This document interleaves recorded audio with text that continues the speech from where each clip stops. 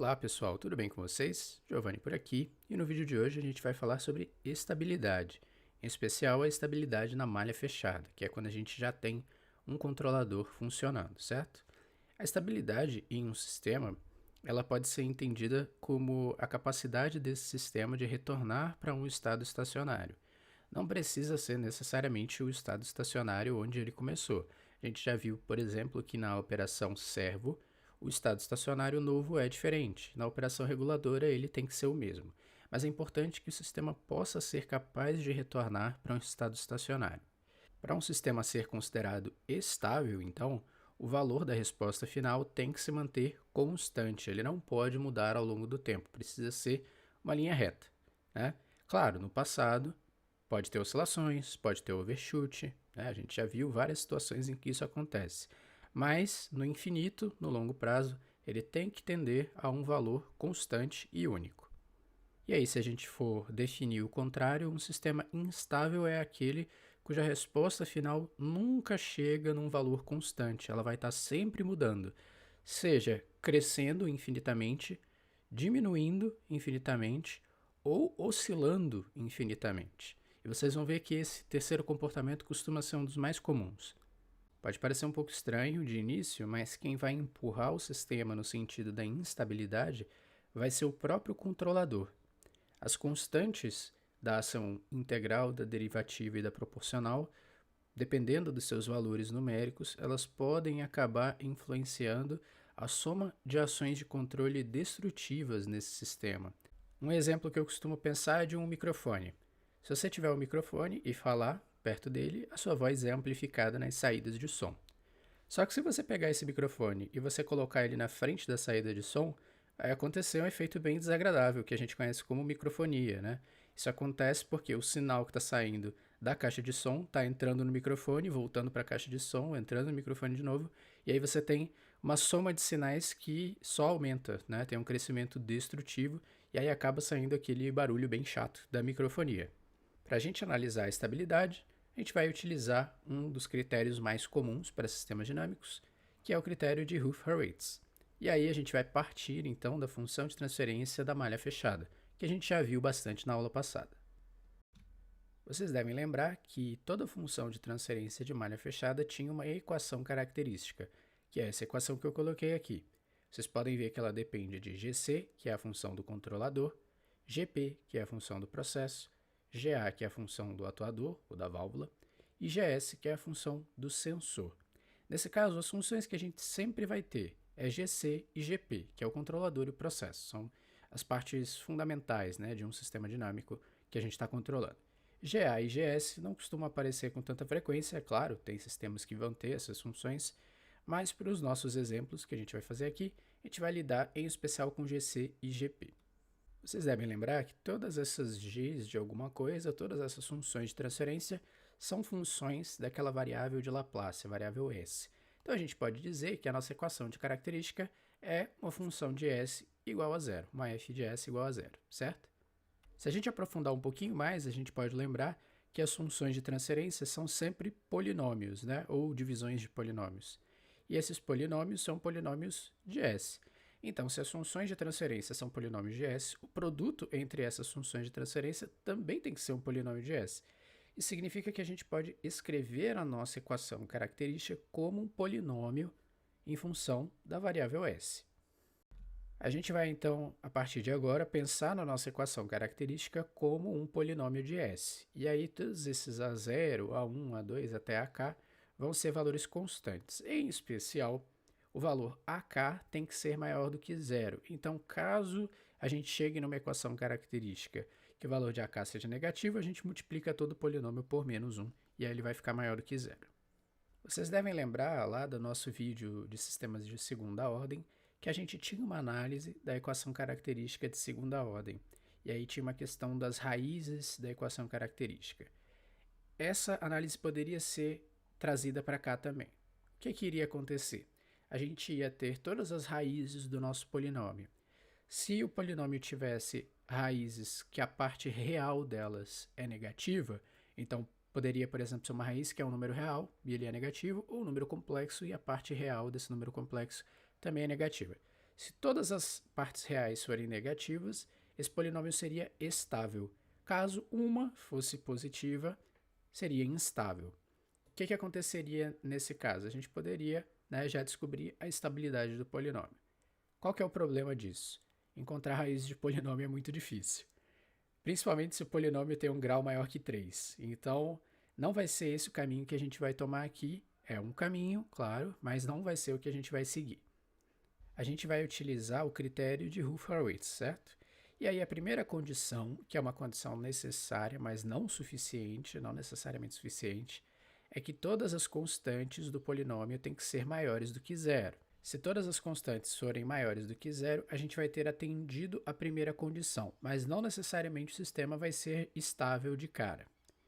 Se pelo menos uma for menor do que zero, ele é instável automaticamente. Se o nosso polinômio for de grau 2 e todas as constantes forem maiores do que zero, a gente já pode dizer automaticamente que ele é estável sim.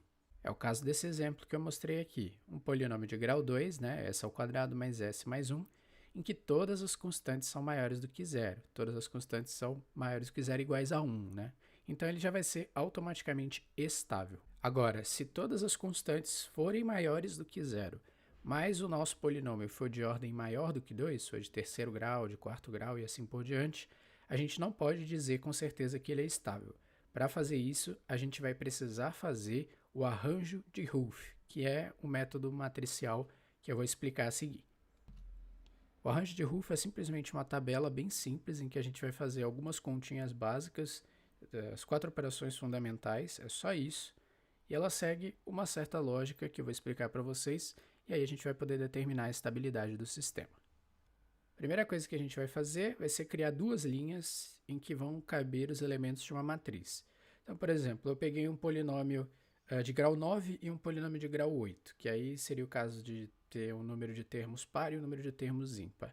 Se for um polinômio de grau 9, ele vai ter 10 termos, né, porque tem o termo A0 também, e aí a gente vai fazer em zigue-zague. Então, na primeira linha, no primeiro espacinho, a gente vai colocar o termo A9, embaixo dele o A8. Aí fazendo um zigue-zague, o A7, embaixo dele o A6, o A5, embaixo dele o A4 e assim por diante. A gente faz a mesma coisa se o polinômio tiver um número ímpar de termos. A única diferença é que o último termo vai ser zero, porque a gente não vai ter outro termo para colocar no lugar, né? O termo A0 já ocupou o espaço da linha de cima. O algoritmo que a gente vai ter que ter na cabeça para essa primeira parte é um zigue-zague que vai de cima para baixo, da esquerda para a direita. Se faltar termos, a gente preenche com zero. O próximo passo que a gente vai fazer vai ser construir mais duas linhas embaixo das duas primeiras. A única diferença é que elas vão começar na primeira coluna, mas vão terminar uma coluna antes das duas primeiras linhas. Ou seja, as primeiras linhas tinham 5 elementos na linha, as duas próximas vão ter apenas 4. E aí a gente vai ter os elementos que preenchem essas linhas. Então, na terceira linha vai ser a linha A gente vai ter A1, A2, A3 e A4, e a quarta linha vai ser a linha B, que a gente vai ter B1, B2, B3 e B4. Você pode chamar isso do que você bem entender, você só precisa entender a lógica que vai ser feita para a gente conseguir calcular o valor numérico desses termos. Agora prestem bastante atenção como que a gente vai calcular a linha A, que aí as linhas B, C, D e todas as que vierem embaixo vão seguir exatamente a mesma lógica. O elemento que está logo em cima do A1 é o elemento A8. Então a gente vai multiplicar ele em diagonal com o elemento da linha de cima, que é o A7. Em seguida, a gente vai fazer um x, que é exatamente simétrico com a primeira diagonal. Então a gente vai multiplicar o A9 pelo A6. A última parte vai ser dividir tudo isso que a gente calculou até agora pelo primeiro elemento da linha imediatamente superior à linha que a gente quer calcular. Então a gente quer calcular a linha dos A's maiúsculos. A linha que está logo acima dessa é a linha A8, A6, A4, A2, A0. E o primeiro elemento dela é o A8. Então eu vou dividir tudo pelo A8. Agora a gente quer calcular o A2. A primeira coisa que eu vou fazer vai ser multiplicar de novo, fazer a multiplicação na diagonal. Só que eu vou pular uma coluna. Então eu vou começar no A8, né? Vai começar sempre na primeira coluna, mas eu vou multiplicar agora pelo A5. E depois eu vou subtrair pela multiplicação do A9 pelo A4. Então a gente vai continuar fazendo um x simétrico, a diferença é que a gente pulou uma coluna. A única coisa que permanece igual enquanto a gente calcula a mesma linha vai ser os elementos da primeira coluna, então a gente vai continuar dividindo pelo A8. Para calcular o A3, a gente vai seguir exatamente a mesma lógica. Pulando duas colunas agora, a gente vai fazer A8 vezes A3 menos A9 vezes A2 e dividir tudo de novo pelo A8. Para o A4, não poderia ser diferente, a gente vai pular agora 3 colunas, vai fazer A8 vezes A1 menos A9 vezes A0 e dividir tudo, mais uma vez, pelo A8. Se a gente for analisar o polinômio ímpar, a gente pode ver que não vai ter nenhuma diferença além dos nomes das variáveis. As posições que a gente vai fazer, as multiplicações em x, vão ser as mesmas posições, só mudou o nome da variável que está ocupando. Então, o que era o A9 virou A8, o que era o A8 virou A7, assim por diante. O que era o A0 virou 0 mesmo, né? E aí vocês podem ver que a gente vai dividir também pelo primeiro elemento da linha imediatamente superior à linha que a gente quer calcular. Naquele caso era o A8, no polinômio par, agora é o A7. Para o B, o que vai mudar? Não vai mudar muita coisa. A gente vai fazer tudo uma linha abaixo. Então, antes a gente estava multiplicando as linhas 1 e 2, agora a gente vai estar multiplicando a linha 2 com a linha A, que foi a que a gente acabou de preencher. Então, como que vai ser isso? Para o B1, a gente vai fazer a multiplicação em diagonal uma linha abaixo. Então, vai ser o A1 vezes o A6. E a gente vai subtrair também pela multiplicação em diagonal uma linha abaixo, A8 vezes A2. A gente vai dividir tudo pelo primeiro elemento da linha imediatamente superior a que a gente quer calcular. Uma linha abaixo vai ser o A1. Para o B2, a gente vai fazer a mesma coisa pulando uma coluna. Então, vamos fazer A1 vezes A4 menos A8 vezes A3, dividir tudo pelo A1 de novo. Para o B3, vamos pular duas colunas, A1 vezes A2 menos A8 vezes A4, dividido pelo A1. Por fim, para o B4, a gente vai pular 3 colunas e vamos ter terminado a linha B. Para o polinômio ímpar, da mesma forma, as posições permanecem as mesmas. A única coisa que pode ser um pouco complicada é ali no cálculo do B4, porque a gente vai multiplicar o A1 da terceira linha por 0 e o A7, teoricamente, não teria pelo que multiplicar. Caso isso aconteça, você multiplica por 0 também. Então, o elemento B4 vai acabar sendo totalmente igual a 0. Em seguida, a gente vai fazer mais duas linhas. Vamos seguir a mesma lógica, multiplicação cruzada. Então, para calcular o elemento C1, a gente vai fazer B1 vezes A2, A1 vezes B2, dividido tudo por B1. Para o elemento C2, a gente pula uma coluna, para o elemento C3, pula duas colunas e assim por diante. Para a linha D, a mesma lógica. Então, D1 será C1 vezes B2 menos B1 vezes C2, tudo isso dividido agora por C1. D2 vai seguir o mesmo padrão, pulando uma coluna, D3, mesmo padrão, pulando duas colunas. Em seguida, mais duas linhas, que vão ser as linhas E e F. Para calcular o E1, multiplicação cruzada, divide pelo primeiro elemento da linha superior. Calcular o E2, exatamente a mesma coisa, pulando uma coluna.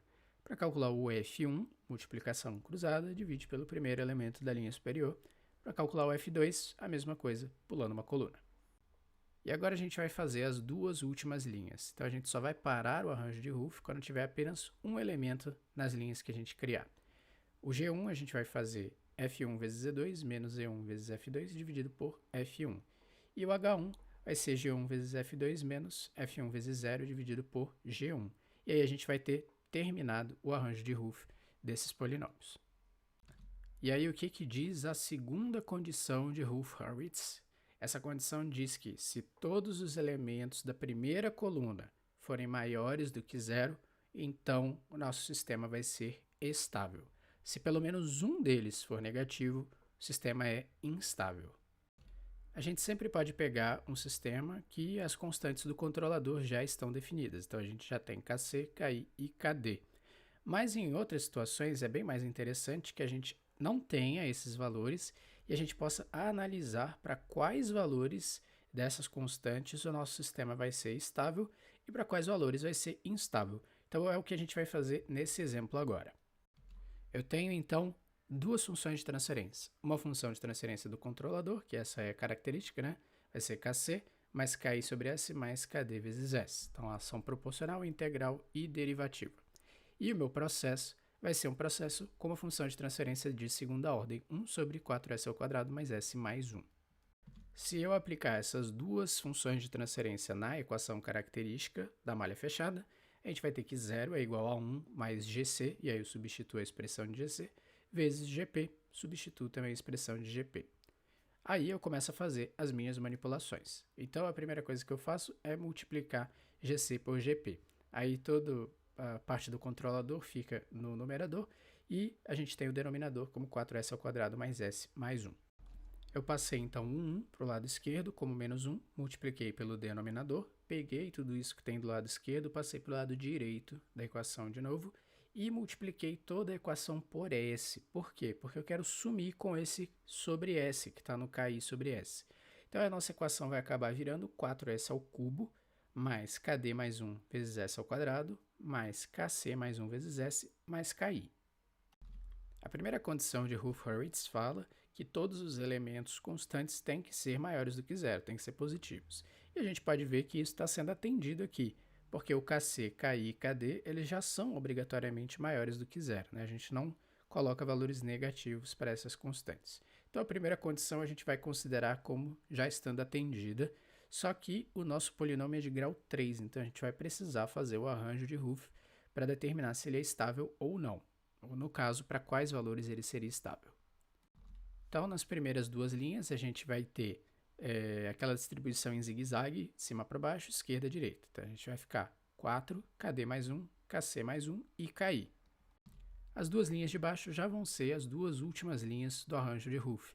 Então, a gente vai ter G1 e H1. G1 vai ser KD mais 1 vezes KC mais 1 menos 4 vezes KI dividido por KD mais 1. E o H1 vai ser G1 vezes KI menos KD mais 1 vezes 0 dividido por G1. A gente vai acabar ficando com que H1 é igual a KI. Todos os elementos da primeira coluna precisam ser maiores do que zero. Então a gente tem que 4 tem que ser maior do que zero, essa está atendida. KD mais 1 tem que ser maior do que zero, essa também já está atendida. E aí olhando já a última, KI tem que ser maior do que zero. Essa também já está atendida, por definição. A única condição que a gente não sabe ainda se pode estar atendida ou não é a terceira, que fala que KD mais 1 vezes KC mais 1 menos 4KI dividido por KD mais 1 tem que ser maior do que zero. A gente vai analisar essa condição agora.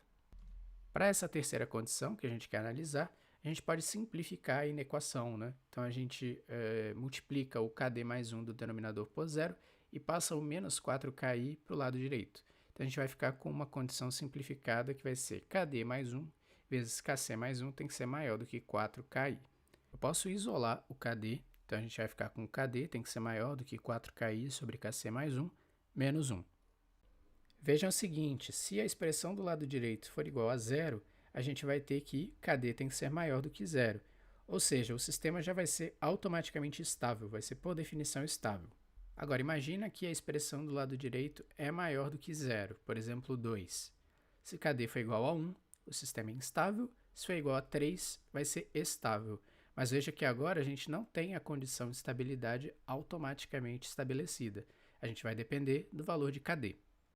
O limite, então, para o nosso sistema ser automaticamente estável é que 4 vezes KI sobre KC mais 1 seja igual a 1, porque aí a gente vai ter KD maior do que zero. Ou seja, 4KI sobre KC mais 1 tem que ser menor do que 1. No máximo, estourando menor ou igual. E aí a gente vai ter, reorganizando isso, que KI tem que ser menor do que KC mais 1 sobre 4. Então, se essa condição for atendida, o sistema já vai ser automaticamente estável, porque a gente vai ter KD maior do que zero. Essa parte ela pode soar bem complicada, mas vocês podem ver que se vocês pararem um pouquinho e analisarem os valores das constantes, vocês vão chegar nessas conclusões que eu mostrei para vocês. Eu fiz uma pequena simulação da nossa malha fechada, degrau unitário no set point, então é a operação servo. E aí eu utilizei dois controladores P e D. Os valores de KI e KC são iguais nos dois. KI é igual a 0,5, KC é igual a 0,1. Em um dos controladores KD é igual a 1, e aí a resposta vai ser estável, e no outro KD é igual a 0,5, então a resposta vai ser instável. Vocês podem ver, checar isso lá no critério de estabilidade. No gráfico vocês podem ver o que acabou acontecendo, né? A linha preta é a parte estável, então a gente vai ter algumas oscilações, mas elas vão se amortecendo até chegar no estado estacionário, uma resposta constante. Já a linha verde vai ser o PID instável. E aí vocês podem ver que as oscilações vão se acumulando, crescendo exponencialmente ao longo do tempo, até que elas ultrapassam até a área de visualização do gráfico e, obviamente, nunca vão atingir o estado estacionário dessa forma. Agora a gente vai fazer um exercício que, na verdade, é uma continuação do que a gente já vem fazendo das outras aulas. A gente escolheu um sistema que tinha um controle de nível, né, um controle de altura do tanque, do volume de líquido no tanque, e um controle de temperatura que era feito através de um trocador de calor. A gente, inclusive, construiu as malhas de controle desse sistema na aula anterior. Esse aqui era o diagrama de blocos do nosso sistema, e o que a gente vai fazer hoje vai ser analisar a estabilidade desse sistema caso ele seja controlado por um controlador PID. Vocês devem lembrar que a gente tem duas malhas de controle aqui, então a gente vai ter duas situações diferentes. Eu vou começar analisando a malha de controle em que Q0 controla a altura H. E aí vocês devem lembrar que para a gente começar a análise a gente precisa de uma equação característica. A parte do GC vai ser sempre igual, né? A gente vai ter a função de transferência do controlador, essa nunca muda, só muda os valores das constantes. Agora o GP, que seria a função de transferência do processo, essa vai mudar um pouco, porque vocês devem lembrar que esse processo era todo interconectado, então a gente vai precisar isolar a dependência entre as variáveis. No caso de Q0 e H, não existe nenhuma interdependência entre os blocos, né? Q0 afeta H diretamente através da função de transferência G1 de primeira ordem. Então, a nossa função de transferência do processo, GP, vai ser igual a G1 diretamente. E aí a equação característica é 0 igual a 1 mais GC vezes G1.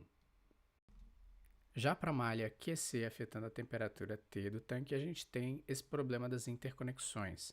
A gente tem a vazão do trocador afetando a temperatura do trocador, que afeta a temperatura do tanque, que afeta a temperatura do trocador de novo. E aí vai acabar tendo essa interconexão entre as variáveis. Então a gente precisa isolar T em função de QC. Então a gente precisa sumir com o TC, com a temperatura do trocador da nossa função de transferência do processo. Como que a gente vai fazer isso? Com um pouquinho de álgebra entre os blocos. Como que vai funcionar isso? Vocês podem ver que o sinal de TC ele passa por uma função de transferência G3 e gera um sinal de T. Então a nossa primeira equação é T vai ser igual a G3 vezes TC. Depois a gente tem o sinal de T entrando em G4 e o sinal de QC entrando em G5. E aí esses dois vão ser somados e vão resultar no sinal de TC. Então a gente vai ter que TC é igual a G4 vezes T mais G5 vezes QC. A gente pode substituir essa expressão de TC na primeira expressão de T. E a gente vai ter T é igual a G3 vezes G4 vezes T mais G5 vezes QC. Se a gente isolar o T, a gente vai ficar com T igual a G3 vezes G5 sobre 1 menos G3 vezes G4 vezes QC. E aí a gente conseguiu deixar T em função apenas de QC, sumimos com o TC do nosso processo. Então a nossa função de transferência do processo, GP, vai ser exatamente isso que a gente acabou de construir, G3 vezes G5 sobre 1 menos G3 vezes G4. E a equação característica da malha 2 vai ser 0 igual a 1 mais GC vezes o nosso GP que a gente acabou de definir. Começando pela malha 1, que é a mais simples, a gente substitui a expressão do controlador, que essa aí nunca muda, e substitui G1, que a gente calculou em aulas anteriores, era 8 sobre 80S mais 1. Fazendo as manipulações necessárias, a gente vai chegar nesse polinômio aqui, que é KI mais KC mais 1/8 vezes S, mais KD mais 10 vezes S ao quadrado é igual a 0. Vocês podem ver que é uma equação de segunda ordem, então a primeira condição já é o suficiente para a gente estabelecer se o sistema é estável ou não. Aí a gente precisa que os elementos sejam todos maiores do que 0, então KI tem que ser maior do que 0, por definição ele já é. KC mais 1/8 tem que ser maior do que 0, então KC tem que ser maior do que menos 1/8. KC é maior do que 0, por definição já está atendida essa condição. E KD mais 10 tem que ser maior do que 0. Novamente, KD já é maior do que 0, então, por definição, essa condição também já está atendida. Ou seja, a malha 1 ela vai ser estável para quaisquer valores positivos que a gente colocar nas constantes do controlador. Para a malha 2, a notação já vai ficar um pouco mais carregada, a gente vai ter que substituir as expressões de G3, G4 e G5 que a gente obteve nas aulas anteriores. Vocês podem ver aqui como a gente tem dois produtos de funções de transferência de primeira ordem que vão resultar em duas equações de segunda ordem. A partir daí vem algumas manipulações matemáticas que a gente vai precisar fazer. A primeira delas vai ser passar um 1 como menos 1 para o lado esquerdo, depois a gente consegue simplificar o denominador inteiro, e aí a gente vai ter divisão entre duas frações, né? Então vocês podem ver que os denominadores de cima e de baixo são iguais, a gente consegue cancelar esses dois denominadores, e aí a gente vai ficar com essa expressão aqui. A partir daí eu pego esse denominador que sobrou, multiplico por menos 1 do lado esquerdo, passo tudo que tem do lado esquerdo para o lado direito, e aí sim eu substituo a expressão do controlador GC. A gente começa então analisando a condição 1, que é a de todos os elementos constantes do polinômio serem maiores do que zero. Então a gente vai ter 0,498 vezes KI tem que ser maior do que zero. Essa aí é basicamente a definição de que KI tem que ser maior do que zero. Depois a gente tem 0,498 vezes KC, mais 0,336 tem que ser maior do que zero. Então KC tem que ser maior do que menos 0,68. Também é basicamente a definição, KC tem que ser maior do que zero. Depois, novamente, com KD, vai ser a mesma coisa, vai ser basicamente a definição. E por último, o valor 0,134 maior do que zero. Claramente é um valor positivo, essa condição está atendida. Então, pela condição 1, todas as constantes têm que ser positivas para a malha ser estável. Só que o polinômio é de grau 3, então a gente precisa fazer o arranjo de Hoof. A gente organiza em zigue-zague, de cima para baixo, da esquerda para a direita. Então vamos ter 0,134, vamos ter a expressão com KD, depois a expressão com KC, e por último a expressão com KI. E aí a gente vai ter as duas linhas de baixo, que vão fazer G1 e H1. G1 vai ficar a expressão de KD vezes a expressão de KC, menos 0,134 a expressão de KI, sobre a expressão de KD. E aí o H1, pela maneira como ele é calculado, vai ser basicamente 0,498 vezes KI. Bom, agora pelo arranjo de Hoof, todos os elementos da primeira coluna têm que ser maiores do que zero. Só que os dois primeiros elementos e também o elemento H1 a gente já viu que são maiores do que zero, eles são parte da condição 1. Então a gente precisa analisar agora G1 ser maior do que zero. E aí a gente faz uma pequena manipulação, né? A gente pega o denominador, multiplica por zero, então vai ser igual a zero, e passa o que está subtraindo do lado esquerdo, somando do lado direito. Então a gente vai acabar ficando com essa expressão aqui. E aí a gente vai fazer aquela mesma análise que a gente fez no primeiro exemplo. Eu posso então isolar o KD, como a gente fez da outra vez, e a gente vai ficar agora com essa expressão. Para a gente ter aquela condição de estabilidade automática do sistema aqui, a gente tem que o lado direito da nossa equação tem que ser menor ou igual a zero. Ou seja, essa expressão aqui tem que ser menor do que 13,5, e a gente consegue reorganizar isso de forma que KI vai ter que ser menor do que 50,8 KC mais 34,3. Então, se essa condição for atendida, o sistema tem estabilidade automática, porque KD vai ser maior do que zero. A gente vai fazer, então, outra simulação, bem parecida com a que a gente fez anteriormente, agora considerando esse sistema. Então, degrau unitário, operação servo, os valores de KC vão ser iguais a 1 e KI igual a 100. Aí, em um dos PIDs, KD vai ser igual a 20 e no outro vai ser igual a 1. E aí, segundo o nosso critério de estabilidade, a primeira simulação vai ser a simulação estável e a segunda vai ser instável. Então, olhando o gráfico, a gente pode ver que, primeiro de tudo, ficou extremamente poluído, porque o valor da constante integradora é muito alto, então a gente vai ter oscilações bastante exageradas, mas vocês ainda podem ver que a linha preta, que seria a parte estável, está oscilando bastante, mas ela vai tendendo ao valor da resposta final, um valor constante do estado estacionário. Ao contrário disso, a linha verde, que seria a operação instável, as oscilações vão se somando, vão aumentando exponencialmente, e a gente vai vendo que no longo prazo ela nunca vai atingir um estado estacionário, só vai oscilar cada vez mais sem nunca chegar num valor constante. Bom, pessoal, a gente chegou no final do nosso vídeo e também da nossa série de controle de processos químicos. Espero que a série tenha ajudado bastante vocês. Se vocês ainda ficarem com alguma dúvida ou tiverem alguma pergunta, sintam-se livres para deixar aí nos comentários. Se vocês gostaram do vídeo, também peço que vocês possam deixar um like, se inscreverem no canal e também ativarem as notificações para não perder nada. A gente vai ter muitas outras séries aqui, vamos continuar sempre falando sobre engenharia química, resolvendo exercícios, resolvendo problemas e as dúvidas que vocês tiverem. Muito obrigado novamente e até a próxima. Tchau!